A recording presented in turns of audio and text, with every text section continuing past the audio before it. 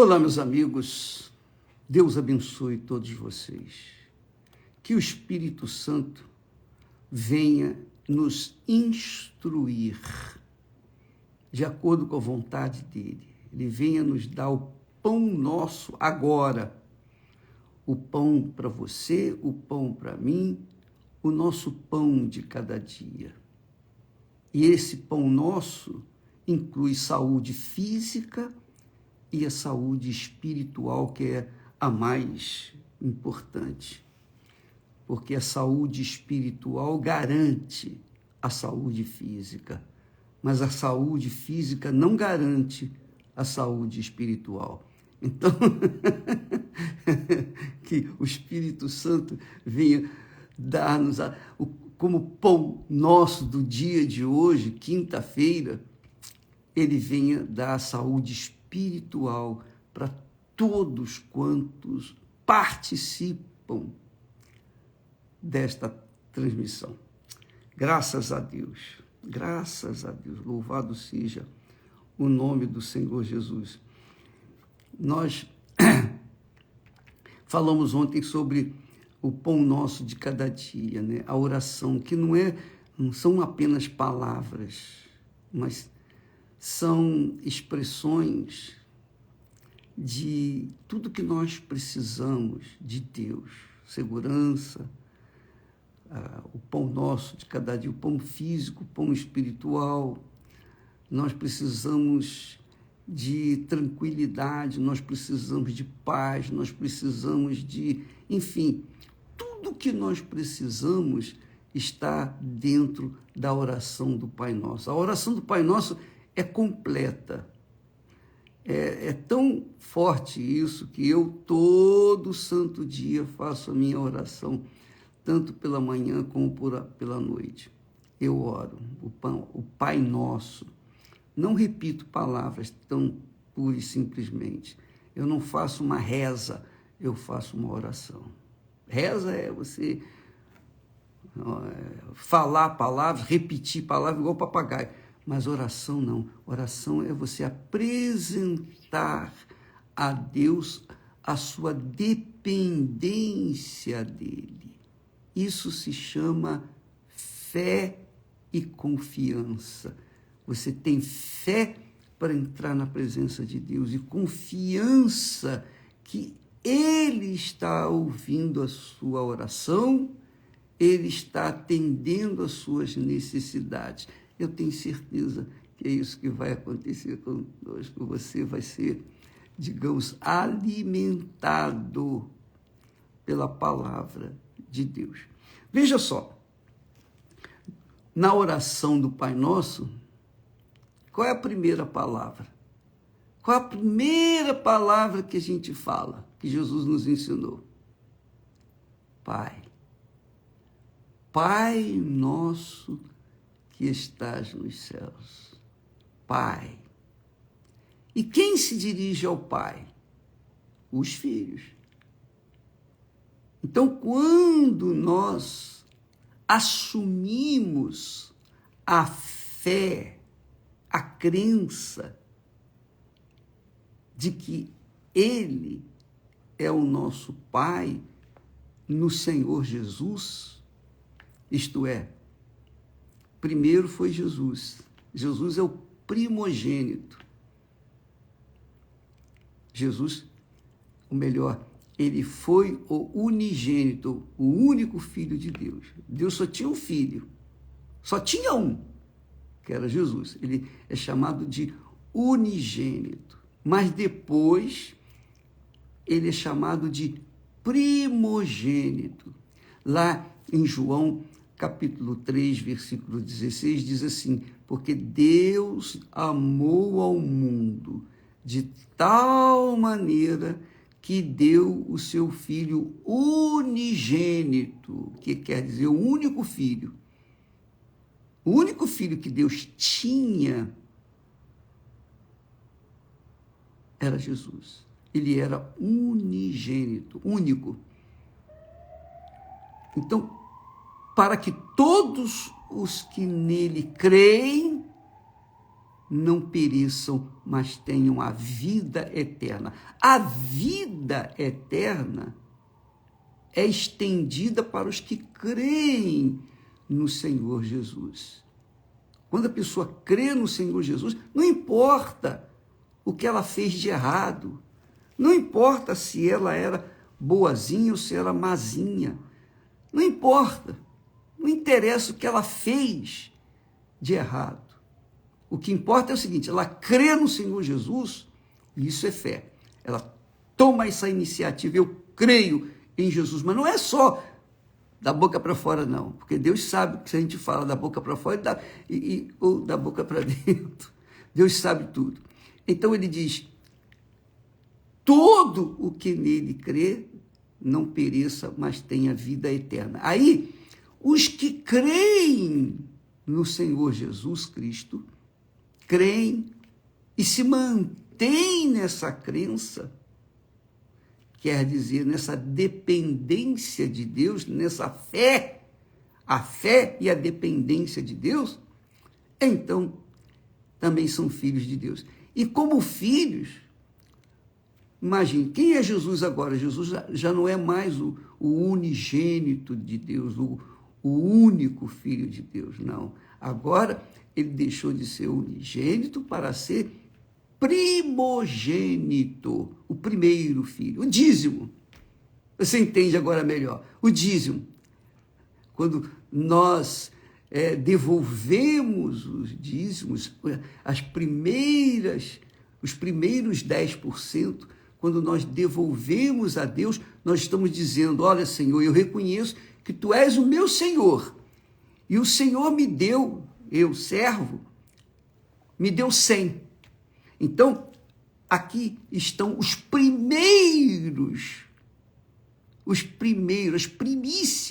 do que o Senhor me deu, que foram 100. Agora está aqui os meus primeiros 10. Não é simplesmente qualquer 10%, não. Tem que ser os primeiros. Se não for os primeiros, não vale.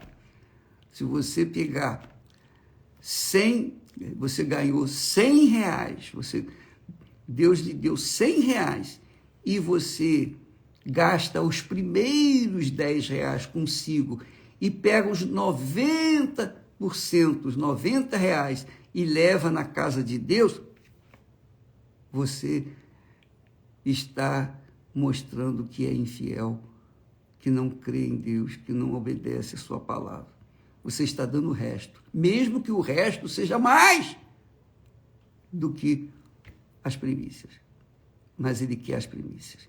Jesus foi as primícias de Deus para a minha salvação. Mas ele me ganhou, então ele me fez filho dele. Então Jesus deixou de ser o único filho, o unigênito, para ser o primogênito, quer dizer, o primeiro, o filho que vai assumir a casa do Pai por toda a eternidade. Então, você tem que saber disso para saber a sua situação, a sua posição diante de Deus, diante do Altíssimo. Quem você é?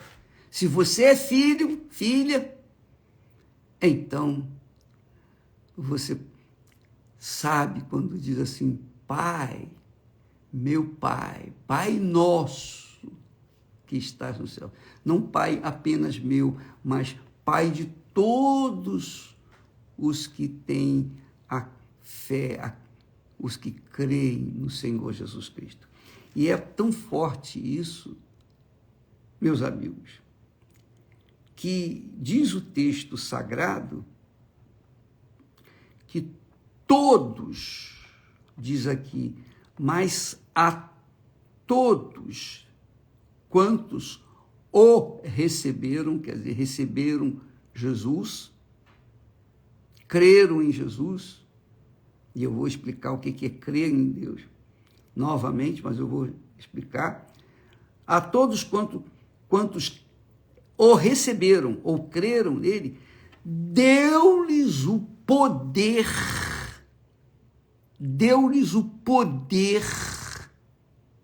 de serem feitos filhos de Deus,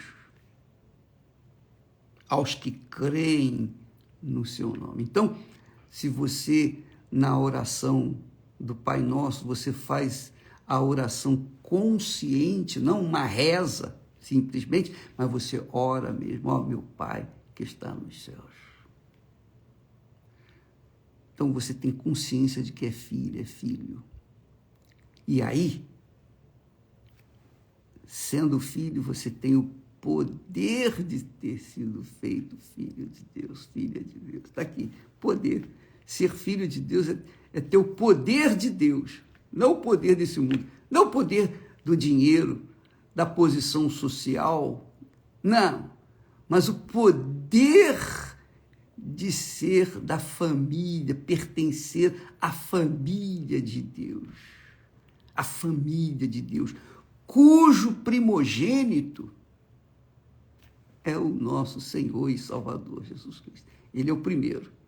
Por isso, em Jesus, nós somos feitos filhos de Deus, através de Jesus, que morreu, deu a vida dele para ganhar a minha alma, para ganhar a sua alma, para ganhar a nossa alma, e ser também, fazer de nós irmãos de Jesus. Isso é muito glorioso, muito bacana. Aí ele diz assim, olha só que bacana.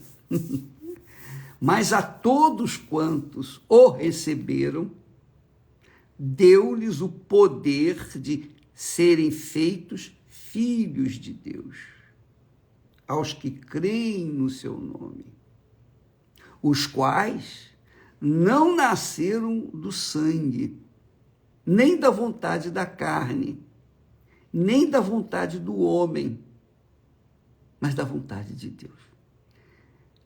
Agora, o que é crer em Jesus? O que significa crer em Jesus? O que significa receber Jesus como seu Senhor e Salvador? O que significa isso? Significa aliança com Deus, aliança com o Pai, casamento, matrimônio com o Pai. Isso mesmo. Isaías, o profeta Isaías, fala que Deus é o nosso marido, o marido da igreja, da noiva do nosso Senhor Jesus, que é a igreja.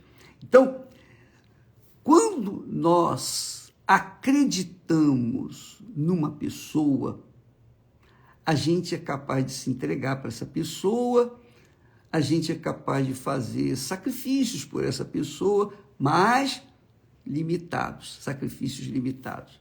Mas não garantimos que a nossa vida pertence àquela pessoa. Por quê? Porque nós apenas acreditamos nela. Acreditamos. Que é o que acontece muito hoje em dia. As pessoas casam acreditando uma na outra.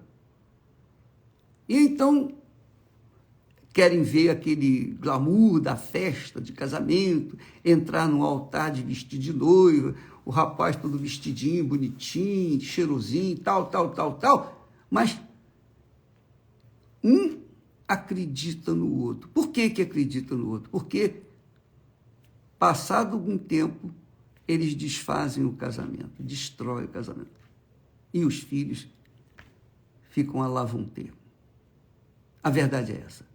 Quer dizer, um acreditou no outro, mas porque acreditou um no outro, essa crença de acreditar não sustenta, não solidifica aquela união, não marca aquela união. Isso é acreditar. E é o que acontece muito nos dias de hoje. Muitas pessoas acreditam em Jesus, acreditam no seu sacrifício, choram quando vem o filme de Jesus, ele crucificado. Enfim, as pessoas sentem aquelas sensações, aquelas emoções da fé emotiva, da fé do coração. Mas depois esquecem. É a mesma coisa quando casa, uma acreditando na outra. Porém, quando a gente casa crendo na outra pessoa, é o meu caso, por exemplo, eu falo por mim, eu não vou falar por você, eu não vou falar por ninguém, eu falo por mim. Eu falo por mim. Então, quando eu me casei com a Esther, antes eu criei nela. Eu criei nas suas palavras. Eu disse para ela, Esther, eu estou trabalhando assim, eu estou trabalhando aqui, estou estudando, etc, etc, mas o meu objetivo não é esse. O meu objetivo é deixar tudo para trás e eu quero ganhar almas para Jesus. Você aceita isso? Você aceita casar comigo nesses termos? Me acompanhar para baixo, para cima? Você aceita isso? Eu aceito. É isso que eu quero também. Então, ela creu nas minhas palavras como eu criei nas palavras dela. Então, o que eu fiz? Eu deixei meus pais, eu deixei a minha vida de solteiro, que era uma vida razoável, eu não tinha obrigação com ninguém, senão comigo mesmo, mas eu deixei a minha vida de liberdade, libertina, e me entreguei para ela porque eu criei nela. Por sua vez, ela deixou a sua família, o seu lar, as benesses da casa dos seus pais, e ela se entregou para mim. Quer dizer, ela creu em mim. Um creu na palavra do outro. E então nos casamos. Esse casamento, tem durado ao longo dos anos. São 53 anos que nós vamos completar no dia 18 de dezembro agora. 53 anos casados. Casados. Isso é crença. Nós cremos um no outro e mantivemos a palavra um para com o outro. Tivemos problemas, sim. Tivemos experiências amargas, sim. Lutas.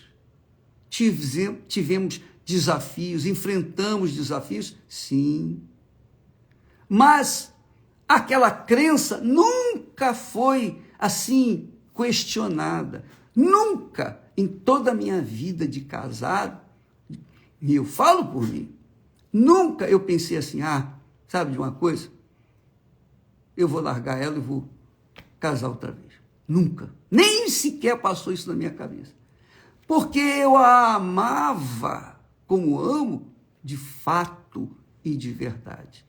Eu criei nela, eu provei o meu amor para com ela, crendo nela, que ela seria a pessoa que iria me dar apoio, ela seria a outra perna. Sem ela, eu não poderia andar, nem poderia correr, nem poderia competir, digamos assim, neste mundo. Eu precisava dela. E ela provou que me amava, provou que cria em mim, porque nos momentos mais amargos, ela se manteve firme e fiel. Isso é amor verdadeiro. Não é emoção, não é sentimento vulgar. Não. É realmente amor. Então, este é o amor de Deus por cada um de nós. Ele nos amou de tal maneira que abriu mão do seu único filho para ganhar a nossa vida. Ele creu em nós. Quando nós concordamos com ele, cremos nele também, então há o casamento. Então, eu tenho estado casado com o meu Senhor há 60 anos. 60 anos. Que maravilha. Graças a Deus. Ele nunca me deixou, nunca me abandonou. Tudo que ele promete na sua palavra, ele cumpre. Ele cumpre na minha vida.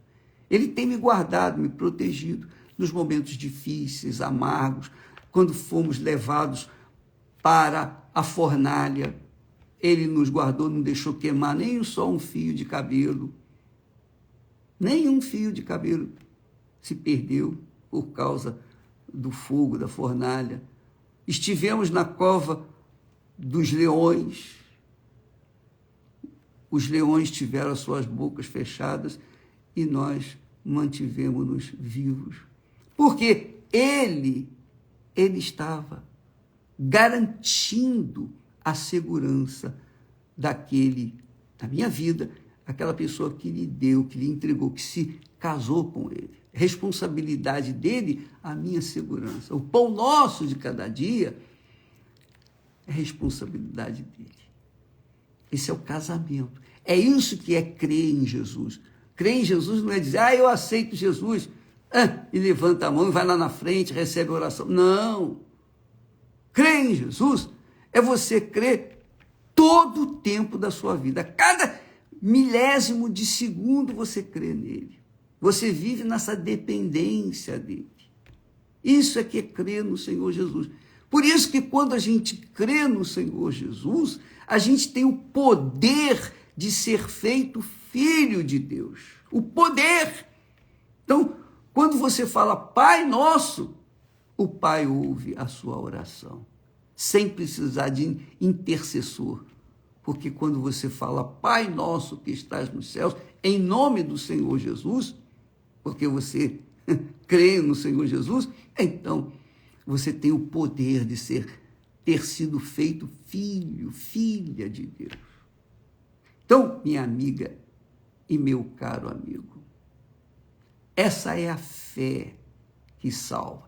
Eu estava há pouco conversando com colegas de ministério e eu fiz a seguinte pergunta. Quer dizer, eu deixei uma pergunta. Vem cá, se você morrer hoje, você tem certeza para onde vai a sua alma? Se você morrer agora, você tem certeza para onde vai a sua alma? Essa é a pergunta que a gente deixa no ar. Você tem certeza para onde vai a sua alma se você morrer hoje ou agora mesmo? Você tem certeza? Pois bem, eu tenho absoluta certeza. E quisera eu que Deus me levasse hoje, agora, nesse momento, para não ver essa porcaria de mundo, essa mundice, sujeira, essa maldade, a perversidade, esse inferno que é este mundo. Eu desejaria sair fora, fugir desse mundo. Mas, enquanto ele não quiser, eu vou ter que estar fazendo a minha parte, o trabalho que ele me incumbiu, eu vou cumprir a minha missão. Mas, para mim, é indiferente. E agora, nesse momento, ter uma síncope aqui e partir, ou ir daqui a 10 anos, 15 anos, não sei quantos anos dá, sei lá. Uma coisa eu quero, e eu tenho pedido a Deus, ó Deus, eu não quero viver uma velhice, eu não quero chegar numa velhice que eu fique na dependência das pessoas, na dependência dos outros. Eu quero viver na dependência tua até o último suspiro aqui neste mundo. Então, amiga, quando a gente crê no Senhor Jesus, casa com ele. É como Paulo, o apóstolo Paulo fala, aquele que se ajunta com o Senhor Jesus, quer dizer, que crê no Senhor Jesus, é um espírito com ele. Quer dizer, você que crê no Senhor Jesus de verdade, você é um espírito com ele. É muito grande isso, não é? Isso é magnífico, isso é extraordinário, essa é a riqueza que eu carrego dentro de mim, essa é a riqueza. ninguém pode tocar. Ninguém vai tocar. Por quê? Porque essa riqueza é intocável. É só quem é filho de Deus tem. Só quem é filho de Deus. Deus só tem filho, né? É só filho. Ele tem filhos, a exemplo do filho dele. Ele é o primogênito, nós somos os seguintes, graças a Deus. Que Deus, amiga e amigo, abra o seu entendimento, porque se por acaso, e com certeza, nós não fizemos nos entender, que o Espírito Santo venha fazê-lo compreender. Porque quando você é filha, o filho de Deus, está aqui escrito, você recebeu o poder de Deus. Você tem o poder de Deus de ser feito filho, filha de Deus. E quando você é filha ou filho de Deus, minha amiga e meu amigo, você não carrega o rei na barriga, não. O rei tem você nas suas mãos. Aleluia. Graças a Deus. Os quais, com licença aqui um instantinho só. Ah, que maravilha.